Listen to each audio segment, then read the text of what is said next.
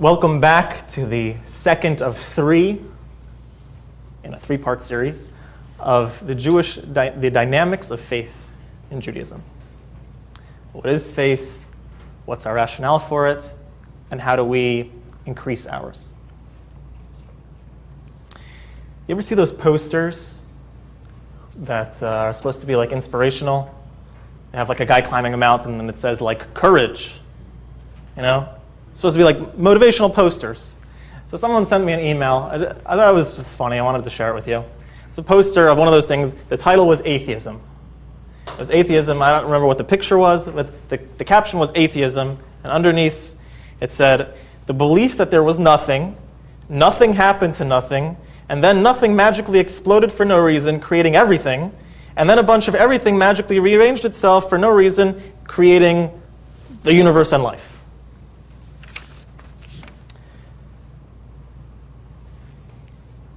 I'm sure it's a little bit more in depth than that. The year was 1961. April 12th, 1961. Maybe some of you remember it. A Russian cosmonaut named Yuri Gagarin became the first person in space. When he went up, saw what he needed to see, did what he needed to do, he came back down.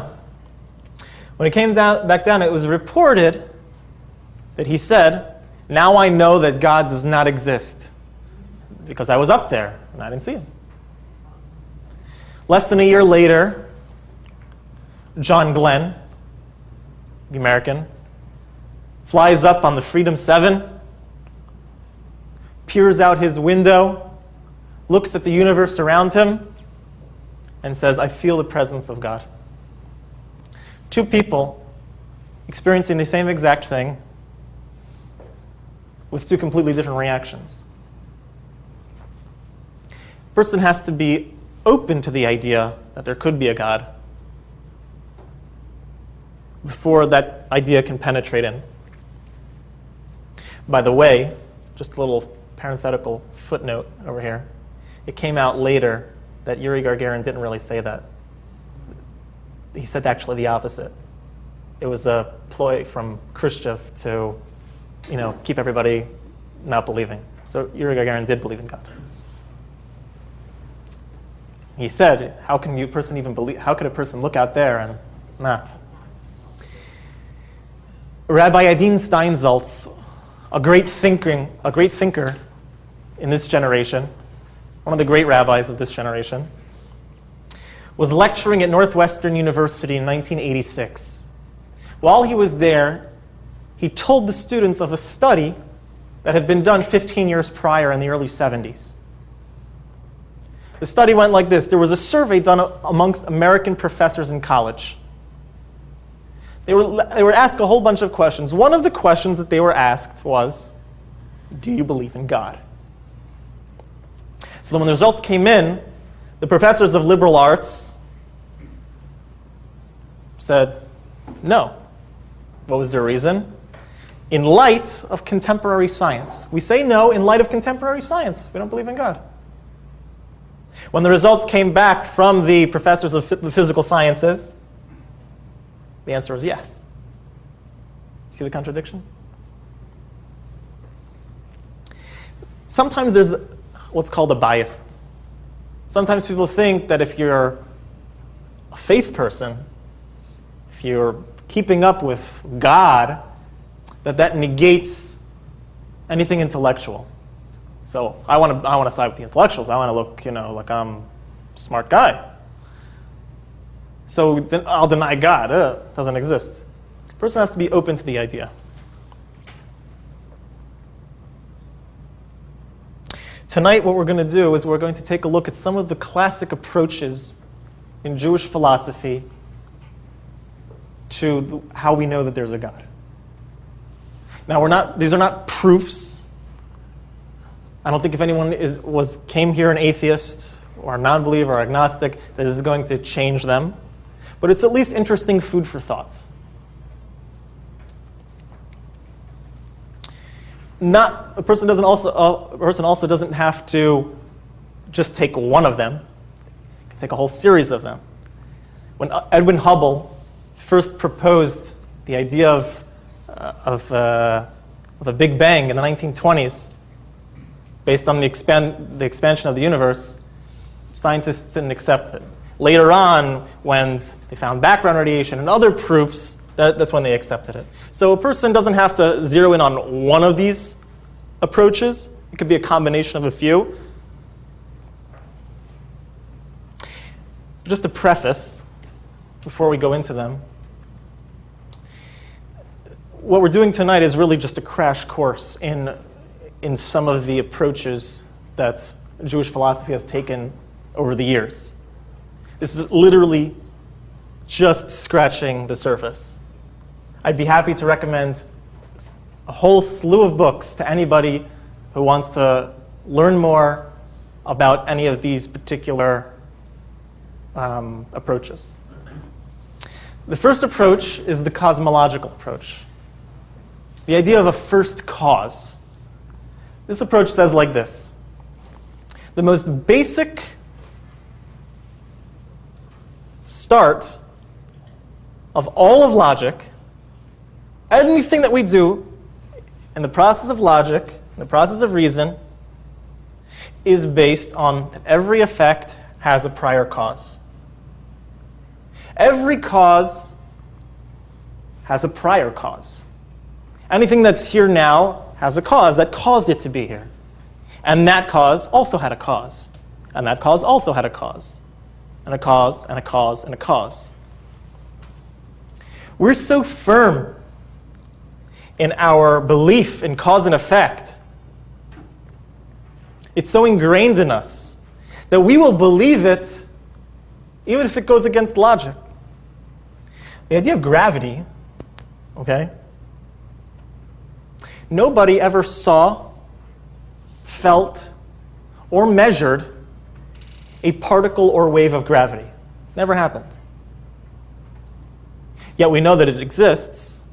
We accept that it exists because we see physical bodies move.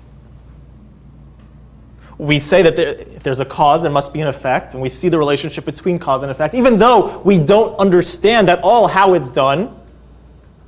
But every cause has an effect, and we see the cause and effect relationship. So there must be something, we're going to call it gravity, that influences it, that moves them. Everything in our physical world, one outcome of something being physical is that it's limited. So causes are limited. Nothing creates itself. This world, this universe is here. At one time it was not here. Okay? And all causes, all physical causes that we know of are limited. So they necessitate a first cause, which is outside the realm of the physical. Because anything else would be something that would also require a cause. So this first cause has to be something that's self-existent, non-corporeal, non-physical, and self-sustaining. We call that first cause in Judaism Hashem, God. This is the first cause approach. Every cause has a cause that caused it. All causes are limited. Time is limited. Space is limited. So the first cause must be something that is beyond all of those things. The second approach is actually my personal favorite. It's called the teleological approach. What this approach says is that based on the design and the direction and purpose evident in nature, it implies a creator who designed it that way. Every design has a designer. If there's purpose and there's plan in things in the world, there must be a planner and a designer who made them. One of the most famous atheists of the 20th century, 50 years of debating, authoring books and articles, disproving God, was a man by the name of Antony Flew, the philosopher, British philosopher. Spent years and years always arguing against God. His volumes that he wrote, which are called God and Philosophy, that's one of them, are classics in the field of atheism. They're studied and very much appreciated.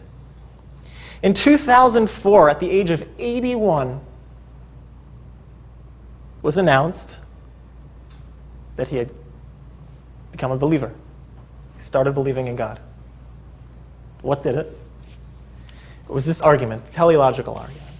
The idea that because of the plan and purpose, in light of modern science, in light of everything that we see, the more we learn about things, the more we see how it's so perfect and so designed that there must have been a designer. The most famous name in science, except for Einstein, is Sir Isaac Newton. They said that he had a colleague who was an atheist who came to his house one time and saw a very interesting contraption on Newton's desk. It was a model of the solar system, and when you pushed a lever on the side, the planets, everything moved as the solar system was meant to move. It was a whole interesting contraption. So the guy was very intrigued by it, says to Isaac Newton, "This is a very interesting contraption. Where'd you get it? Who made it?"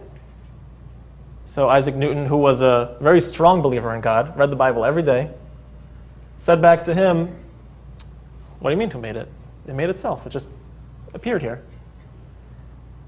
Come on. Just tell me where you got it. You know, I won't buy one. You'll be the only guy. You know, I'm not going to steal your thunder." So he said, "No one made it. It made itself." So how can it make itself? Nothing makes itself. It has to have a maker. So he says, this little model of the universe, you demand has to have a maker. But this, the real universe, doesn't. The point was said probably best by Rabbi Akiva, close to 2,000 years ago. He said, it's at the top of your sheets. Just as a house indicates a builder, a garment, a tailor, a door, a carpenter, so does the world tell the Holy One, blessed be He, created it. Antony Flew, the great atheist of the 20th century, became a believer because of the design in nature, the plan and purpose that nature shows. Let's take a look at some of those things. Honestly, we could dedicate a class for each of these. We could dedicate a whole course for each of these and go through example by example. We're not going to do that. This is a crash course. But let's do at least a few examples. Take trees, for example. First of all, how does that wood get there? Where does that come from? Right? It doesn't come from the water, the sunlight, the dirt, the seed. Where does all that wood come from? Okay, that's fine. That's not a problem. So then you have, out of this wood's growing leaves. Now, what do those leaves do? How do they function? Well, first, water goes down to the roots, then defies gravity, goes up, seeps its way through the rest of the tree. Once it gets to the top, the green leaf pigment called chlorophyll absorbs the sun's energy and causes a chemical reaction which splits the water into hydrogen and oxygen. The oxygen is released through small holes in the leaf, and we're able to breathe that in. We then exhale carbon dioxide. The carbon dioxide combines with the hydrogen in the tree, which produces a sugar enabling the tree to grow. Even interdependency.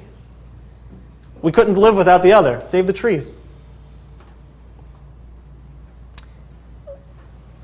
Now, when you look at a tree also, these are things we all take for granted. When you look at a tree, okay, let's say it's a fruit-bearing tree. It makes oranges or bananas or grapes, whatever. When the fruit is not ripe, what color is it? It's green. All fruit, when they're not ripe, they're green. Not only that, but take a banana, for instance, or an orange. They're really hard to peel. Really hard to peel when they're not ripe yet. And if you eat it when it's not ripe, it'll give you a stomachache. What happens once it becomes ripe? Becomes yellow. Let's take banana, for example. Becomes yellow. Okay? It's very easy to peel. And it's good for you. It doesn't make your stomach ache. Now, how does it know, first of all, when it's ripe to change colors? What does that do? Well, when it's in the tree and it's green, it's camouflage. It doesn't want anybody to eat it. It's not ready to be eaten. Once it's ready to be eaten, it becomes a color. An orange becomes orange. A banana becomes yellow. It's very attractive and appealing to an onlooking person. So now I know that it's ready. I know that it's appealing also. And I'm willing to go and get it out of the tree. It's easy to peel. So let's think about this for a second. So obviously oranges and bananas don't have brains. But there's a certain intelligence that's found in each of these fruits. It knows, so to speak, that there are eaters, that there is something that is eating it, and changes right at the perfect time to be eaten. It knows that those eaters have eyes that can distinguish color. That we possess stomachs. That we have senses of smell and taste. That we like the taste of sweet foods. That we have hands that can peel. That we have a complex digestive system that it knows exactly how to jive with. This is either accidental or purposeful. This was either just a lucky happening or a plan that it would work like this. Those are the only two options. We could literally give hundreds of examples, and anyone who's interested to see hundreds upon hundreds of examples from every realm of nature, every kingdom that we have in nature, from the inanimate to the plant life to animal life, all the way to human, I recommend a book called The Universe Testifies by Rabbi Avigdor Miller. Hundreds of examples about the intelligence that's placed in nature. There's an idea that came out in the 1970s in the scientific community. It's called the Theanthropic Principle. What it is that they've discovered that all the details that go into the universe, all the laws of nature, everything that we can relate to, are all the perfect measure that would allow life to exist, that allow you and me to sit here tonight. There's an exact correct balance between the strength of gravity and electromagnetism. In fact, Professor Steven Weinberg,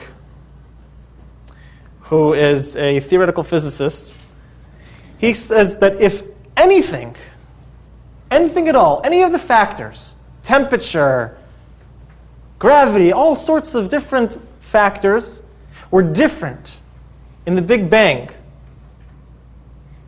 And we're talking really small factors. 1 in 10 to the power of 120 were different. The universe would not be as it is, and life would not be able to function as it does. Now, just to give you an idea about how big the number 10 to the 120, 10 to the power of 120 is, you know how many atoms are in the visible universe? 10 to the 80. Atoms. So 1 in 10 to the 120 power is quite a number that we can't even fathom. Abraham Morrison, he's the former president of the New York Academy of Science. He writes that one of the reasons that he does believe in God is because of the perfection of our solar system. The construct of our solar system is just perfect. Let's take the Earth. If the Earth were 4% closer to the sun, just 4%. Oceans would never have condensed. Okay, it'd be too close to the sun. Oceans would never have condensed. We'd be hot like Venus. If we were 1% farther away from the sun, it'll be a little cooler, okay, the Earth would become a frozen ice planet. Greenhouse gases would become denser. Lungs would not be able to function. We're in the perfect location away from the sun. The atmosphere on the Earth has just the right temperature, just the right composition and pressure for plant and animal life, just the right amount of oxygen for photosynthesis, and just the right amount of carbon dioxide. Our moon keeps us in balance. It makes the tides, which cleanse the seawaters and provide, renew the nutrients. If that was all good and we were the proper distance away from the sun, fine. Let's say there was no planet Jupiter. Or let's say that Jupiter was a little bit farther, a little bit smaller than it was. Earth would be constantly blasted by asteroids. Let's say Jupiter was a little bit bigger, a little bit closer to the Earth. The gravity would pull Earth outside of the life zone. So you have Earth, you have the moon, you have the sun that are perfectly set up to facilitate life. But that wouldn't be unless Jupiter was there in just the right size and just the right distance. So the entire solar system, the construct, is very rare to have such a thing. Now we could take it a step further. If we had the same things going on in our solar system, but in a different part of our galaxy, factors would change it and we'd be out of We'd be out of alignment. Life would not be able to function if we were in a different, same situation of the solar system, different part of the galaxy, life would not be able to function. Now, okay, let's say we're in the same part of the galaxy, but the other galaxies that are around us are either not there or they're farther away, so then the pulls between them, different factors that between galaxy interactions are not present. And what happens then? We're also not able to exist. If our cluster of galaxies were all the same, but the other superclusters weren't the same, and the balance was put off, we also wouldn't be able to exist. So everything in the universe has to be basically perfect in order that little old planet Earth over here, we take for granted every day, should be able to sustain life. Now, even if all the factors are perfect, every star is in alignment, every galaxy, everything, we're in the perfect part of the perfect solar system, there's still no guarantee that life's going to create itself. A lot of people look at, when you see sometimes pictures of the universe, galaxies, and people think, wow, there must be lots of life out there. The latest studies from NASA say, not so much. Not so much. Donald Brownlee, who's a professor of astronomy at the University of Washington, says almost all environments in the universe are terrible for life. Terrible. It's only Garden of Eden places like Earth where it can exist. Everything's perfect. The whole universe is set up just so our planet can function, can sustain life. And even if it was set up like that, doesn't guarantee that life's going to develop. What are the chances of life spontaneously developing? So some researchers got together, they calculated the chances of even one cell of life develop, one bacterium, is something like 1 in 10 to the power of 40,000. A number that's so large, the human mind can't even fathom of such a thing. It's been compared to having a tornado blow through a junkyard and assembling a ready-to-fly 747. Or the idea of trillions upon trillions upon trillions of blind people all fixing a Rubik's Cube at the exact same time.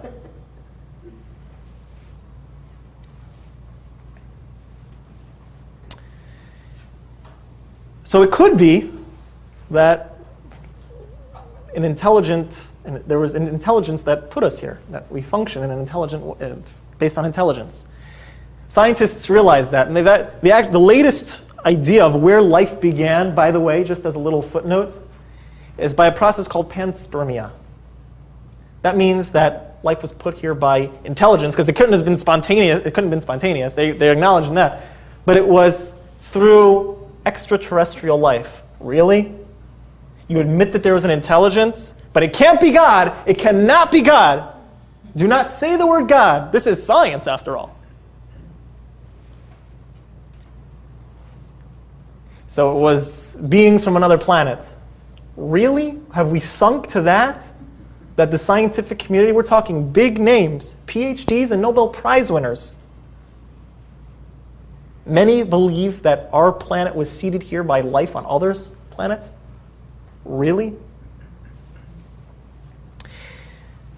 The other approaches we're going to talk about next time. Okay?